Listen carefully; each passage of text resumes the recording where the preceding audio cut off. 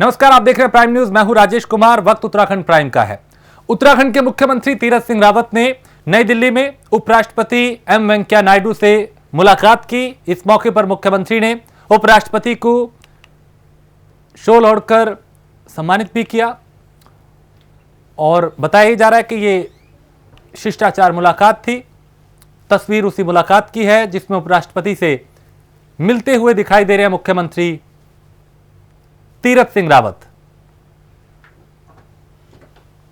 तो एम वेंकैया नायडू से उन्होंने मुलाकात की।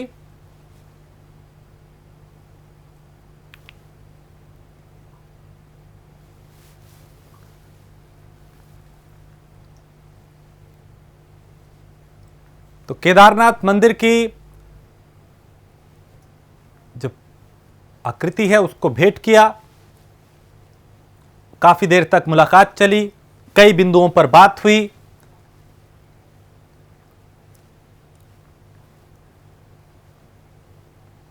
तो उपराष्ट्रपति एम वेंकैया नायडू से मुख्यमंत्री उत्तराखंड के जो मुख्यमंत्री हैं तीरथ सिंह रावत, उन्होंने मुलाकात की। मुलाकात की ये तस्वीर उसी वक्त की। काफी देर तक मुलाकात चली और कई बिंदुओं पे बात हुई, कई मुद्दों पे बात हुई दोनों लोगों के बीच में।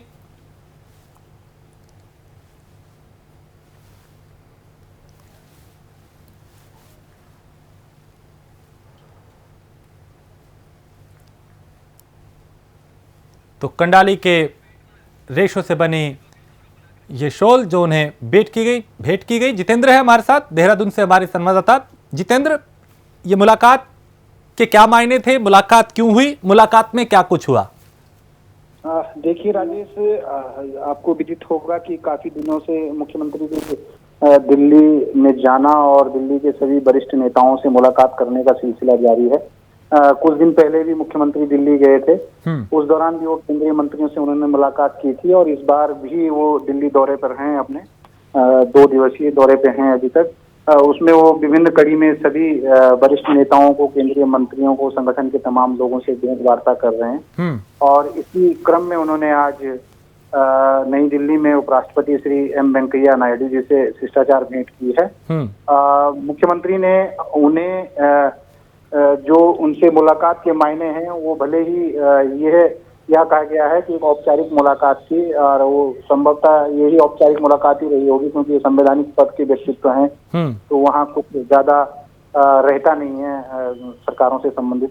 लेकिन हाँ, इतना जरूर है कि उनसे अनुभव लेने के लिए जरूर गए होंगे और कुछ बिंदुओं पर जरूर चर्चा हुई होगी, चाहे वो प्रदेश के विकास को लेके हो, चाहे कोविड काल की सब समस्याओं को, तमाम सुविधाओं और समस्याओं को लेके हो। इस क्रम में मुख्यमंत्री जो है केंद्रीय मंत्रियों से भी मुलाकात कर रहे हैं। और यानी जितेंद्र, ये एक सामान्य मुलाकात थी, इसके कोई राजनीतिक मायने ना निकाले जाएं, किसी तरह की कोई कयास ना लगाए जाए, एक शिष्टाचार मुलाकात थी जी। इसे एक शिष्टाचार भेंट ही कहेंगे, क्योंकि राष्ट्रपति, उपराष्ट्रपति और राज्यपाल जैसे जो पद हो, संवैधानिक पद होते हैं, उनका सरकार में कोई ज्यादा हस्तक्षेप होता नहीं है।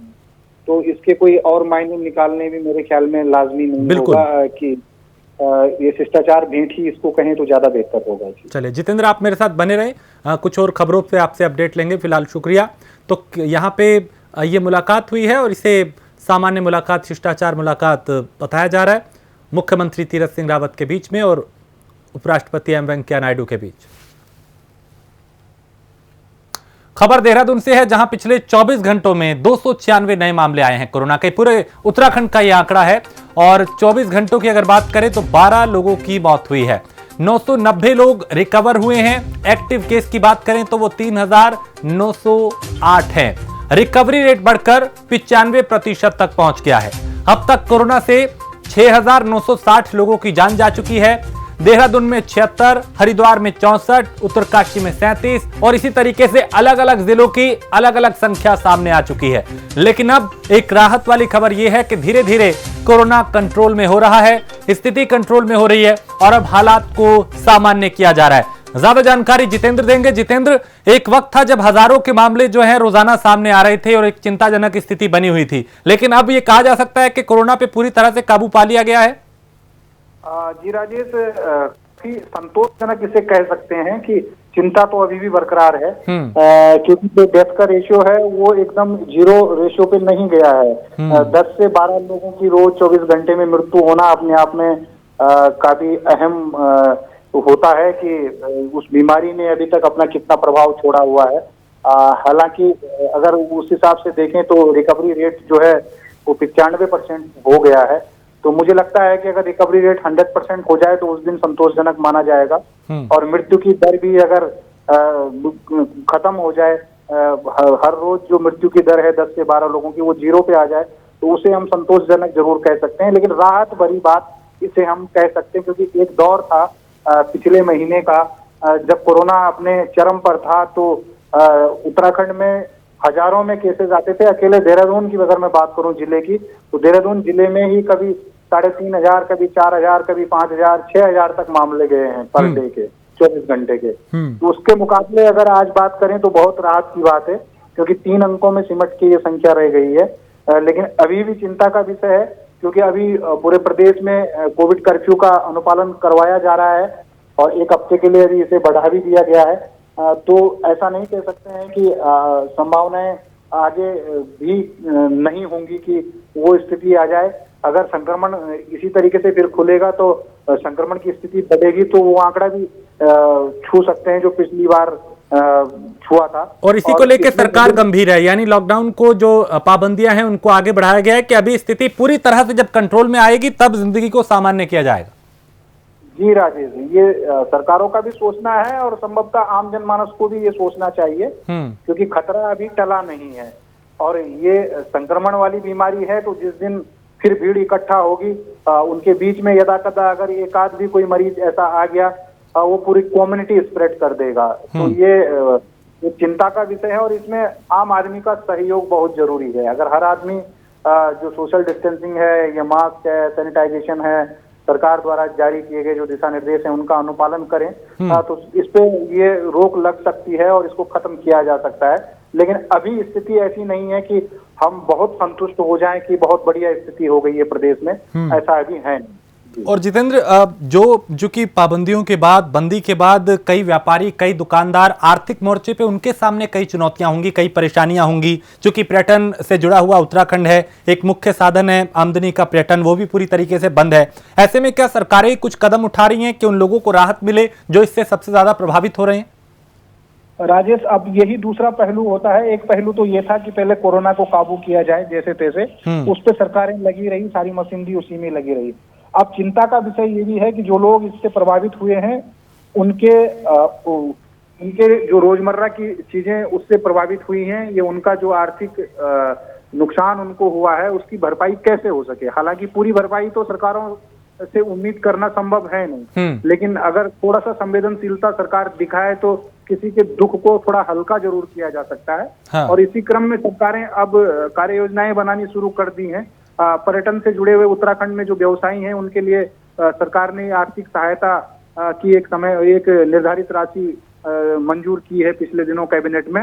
और संभवतः जो पर्यटन से जुड़े हुए लोग हैं उनकी क्षतिपूर्ति के लिए जो भी अनुदान कहें या आर्थिक सहायता उसे कहें, सरकार देने का मन सरकार ने बनाया है। अभी फिलहाल इसका जियो तो जारी नहीं हुआ है, लेकिन कैबिनेट ने यह फैसला जरूर ले लिया है। संभवतः कुछ एक दिनों में इसका जियो भी जारी हो जाएगा और उन लोगों को थोड़ा सा राहत मिल पाएगी। तो मुझे लगता है कि सरकार अब इस ओर भी सोचने लगी है कि जो लोग इस महामारी से की चपेट में आए और उनको आर्थिक तंगियों का सामना करना पड़ा, नुकसान उनको झेलना पड़ा, उसकी भरपाई किस तरीके से की जाए। 100% भरपाई करनी तो संभव नहीं है, लेकिन अगर उनको थोड़ा सा भी सहारा मिल जाए तो आदमी अपनी दिनचर्या को संभाल सकता है। तो इस क्रम में पूरी मशीनरी लगी है। जो भी प्रस्ताव आते हैं उन पे मंथन विचार किया जा रहा है और कोशिश की जा रही है कि ऐसे लोगों को भी जो है थोड़ा सा राहत दी जाए। बिल्कुल, ये और कोशिश ये जो है वो देखना होगा कब रंग लाएगी। बहुत शुक्रिया जितेंद्र इस तमाम जानकारी के लिए। उधर चमोली में 18 से 44 उम्र के लोगों का वैक्सीनेशन जारी है। अब तक 15.9% लोगों का वैक्सीनेशन हो चुका है। जिले में 18 साल से ऊपर के लोगों के लिए भी वैक्सीन लगाई जा रही है। जनपद की पूरी जनसंख्या का 43% है ये 18 साल से ऊपर के जो लोग हैं, यानी 1,80,000 68,113 लोगों के वैक्सीनेशन का लक्ष्य है, जिसमें से अब तक 26,720 लोगों का वैक्सीनेशन हो चुका है। और अब जो लोग बाकी बचे हैं उनको वैक्सीन लगाना, टीका लगाना एक बड़ी चुनौती है। लिहाजा जिला प्रशासन भी इसको लेकर पूरी तरह से एक्टिव है, जिला अधिकारी इसको लेकर पूरी तरह से एक्टिव है। वो खुद यहां पे निरीक्षण कर रही हैं, निर्देश दे रही हैं और हिदायत दी जा रही है कि कोई लापरवाही ना की जाए, जल्द से जल्द और ज्यादा से ज्यादा लोगों का वैक्सीनेशन किया जाए, लेकिन सावधानी के साथ।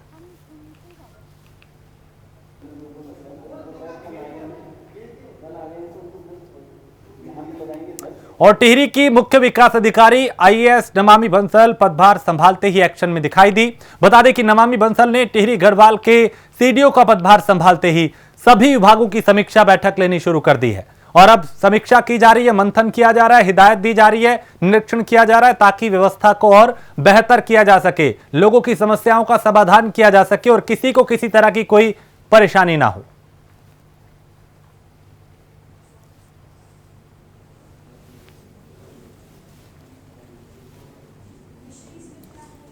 तो नमामि बंसल ने सीडीओ का पदभार संभाला है और यहां पे बैठकों का दौर जारी है, मंथन किया जा रहा है, रणनीति बनाई जा रही है, समीक्षा की जा रही है, फीडबैक लिया जा रहा है, किस तरह की तैयारियां हैं, क्या चुनौतियां हैं, कैसे उनसे पार पाया जाएगा।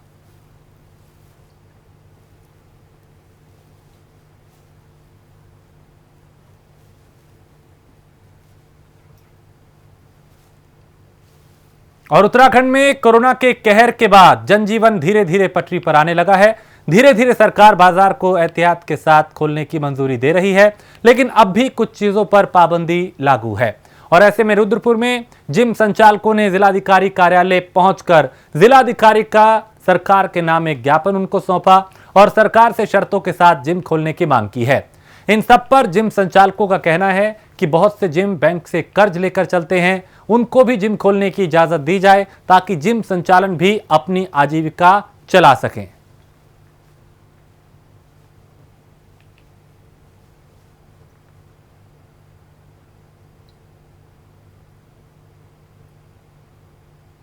सब जगह व्यापार खुला हुआ है, 30 से 40% सब जगह पे व्यापार खुला हुआ है। तो हमारे जिम के साथ ही क्यों नाइंसाफी हो रही है? पूरा व्यापार खुल रखा है, जिम को आपने अलग रख दिया, व्यापार मंडल से जिम को उठा के आपने अलग कर दिया है। हम चाहेंगे कि जो फर्स्ट अनलॉक आ रहा है उसमें भी 30 से 40% हमारे जिमों को भी इजाज़त मिले कि हमारे जिम खुलने की परमिशन मिले। नहीं तो पिछले कोरोना से अभी तक जिम वाले अपना लोन माफ़ नहीं करवा पाए, अपना कर्जा माफ़ नहीं करवा पाए, फिर से उनके ऊपर आपदा आ गई है इस तरीके की कि हाँ वो अपना कर्जा फिर से उनके ऊपर चढ़ा पड़ा है किरायों का। तो आज आपने किस तरीके से मांग की है? हमने यही कहा है कि फर्स्ट अनलॉक में हमें भी परमिशन मिले, जब दूसरे व्यापार चल रहे तो हमारे जिम को क्यों नहीं व्यापार माना गया, जिम को क्यों इन्होंने अलग रख दिया। हम नहीं चाहते कि सरकार इस बार भी हमारे साथ नाइंसाफी करे कि लोग सुसाइड करने में पिछली बार भी मजबूर हो गए थे, कि इस बार भी कोई ऐसा दुखद घटना हो हमारे साथ। हमने डीएम के माध्यम से मुख्यमंत्री जी को ज्ञापन भेजा है कि फर्स्ट अनलॉक में हमारे जिम को भी खुलवाया। और रुड़की की एक बेटी ने, जिसने मायानगरी मुंबई में अपनी पहचान से रुड़की का ही नहीं बल्कि पूरे उत्तराखंड का नाम रोशन किया। रुड़की के हनुमान कॉलोनी में रहने वाली एक युवती लंबे समय से बॉलीवुड और साउथ की फिल्मों में अपनी अदाकारी के जलवे बिखेर रही है। वहीं अब आने वाले समय में जियो स्टूडियो में फिल्माई जा रही फिल्म इंस्पेक्टर अविनाश में मुस्कान रणदीप हुड्डा और उर्वशी रौतेला के साथ नजर आएंगी। बता दें कि मुस्कान इसके साथ ही कई विज्ञापन जो हैं उनमें भी नजर आ चुकी हैं।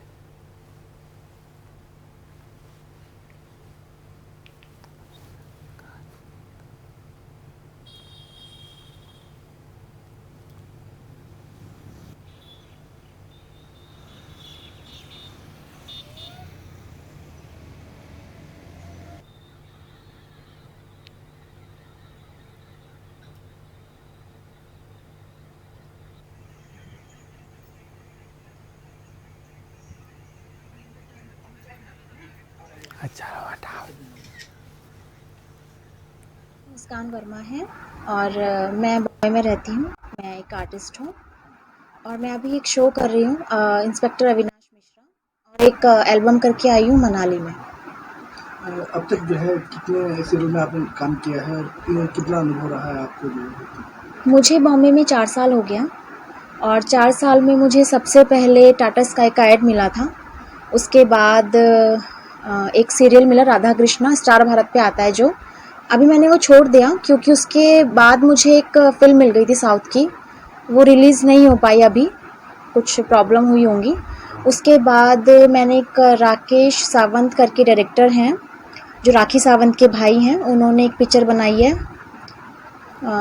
विश पॉइजन, उसमें मैंने काम किया है। और किच्छा क्षेत्र में लगातार हो रही चोरी के विरोध में व्यापारियों ने स्थानीय लोगों में व्यापारियों में काफी गुस्सा है। पुलिस ने कुछ दिन में लगातार क्षेत्र में हुई चोरियों की घटनाओं का पर्दाफाश किया है। पुलिस को चोरी की घटनाओं पर लगाम लगाने और चोरों को पकड़कर जेल भेजने की एक बड़ी चुनौती थी और इस चुनौती से पार पाते हुए भी वो नजर आए। व्यापारियों ने कहा कि पुलिस ने अच्छा काम करते हुए क्षेत्र में बढ़ रही चोरी को रोकने में सफलता हासिल की है, जिससे क्षेत्र में शांति का माहौल है।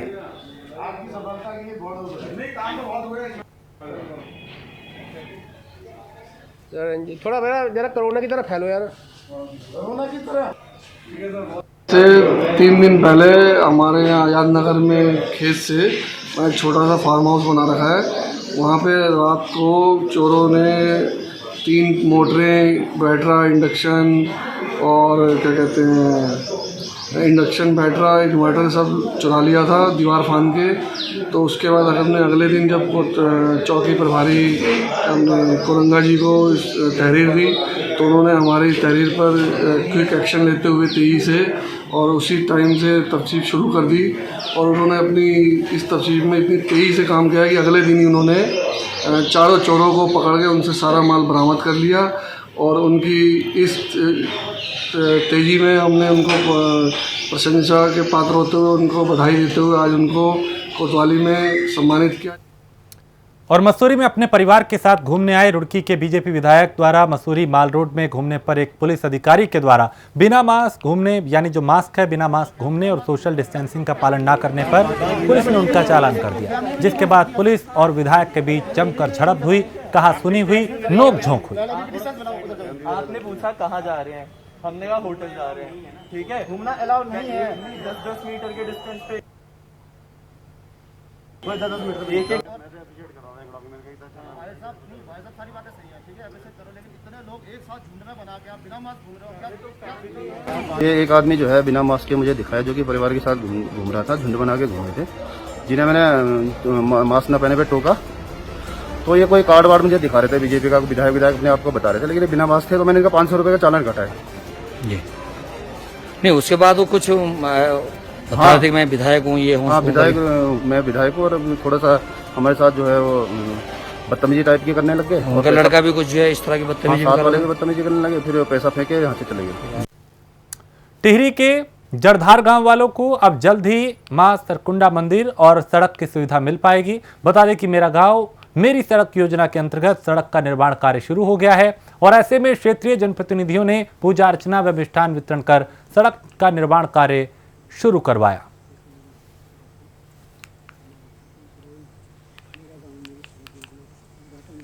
भारत चीन बॉर्डर के नजदीक मलारी नीति बॉर्डर को जोड़ने वाली सड़क भूस्खलन होने से पिछले 48 घंटों से बंद है। बीआरओ आपदा प्रभावित रैनी में निर्मित वैली ब्रिज को बचाने की कवायद में जुटी थी। मूसलाधार बारिश ने रैनीवली के पास करीब 30 मीटर सड़क को ही पूरी तरह ध्वस्त कर दिया। सड़क ऐसी जगह पर ध्वस्त हुई है कि वहां पर ऊपर की तरफ से बिना भूमि कटाव के सड़क का निर्माण नहीं किया जा सकता।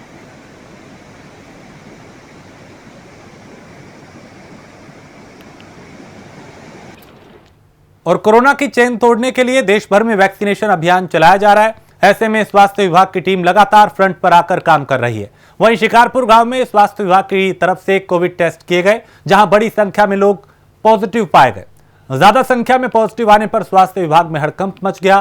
प्रशासन और ग्रामीणों में इसको लेकर हड़कंप है, जिसको देखते हुए टेस्टिंग बढ़ाई गई तो ग्रामीणों ने टीम का विरोध किया। ग्रामीणों का आरोप है कि बिना लक्षण के लोग पॉजिटिव दिखाई दिए हैं। ग्रामीणों ने टेस्टिंग में गड़बड़ी का आरोप भी लगाया।